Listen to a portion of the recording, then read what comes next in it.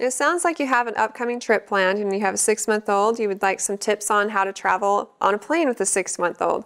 So some of these tips come from the American Academy of Pediatrics and some come from just my experience as a parent with a baby on an airplane.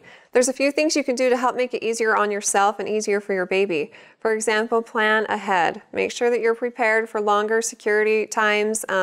It takes longer with a baby and all the gear that you have with them. And be aware of the TSA's guidelines for liquids, because we oftentimes bring things for our babies and then we find out we can't even take it on the plane with us. And so make sure you check with TSA about what those guidelines are. And if you're bottle feeding, then you can plan appropriately, because there's a certain amount of liquid is allowed. And then if you're breastfeeding, then obviously you'll want to make sure, try to time feedings with the time you're taking off and landing, because this is really good for your baby. It can bother their ears, but if they're sucking on something, it helps reduce that, and it will also distract them.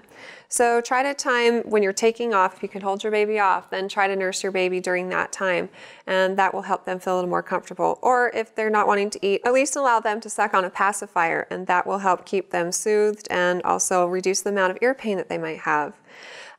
Airplanes are full of germs, and so are airports, and so make sure that you're washing your hands frequently, especially before you touch your baby and items that might go in their mouth, like bottles and binkies, blankets, those sorts of things. Bring items that will help entertain your child, their favorite toys, and just be patient. And don't think much about what the other people around you are thinking if they're crying, because they don't have to take care of the crying baby. Just do your very best to keep them calm, and that's all you can do. If your child has had a recent illness like an ear infection or a cold, check with your pediatrician ahead of time just to make sure there's not any other special recommendations that they have.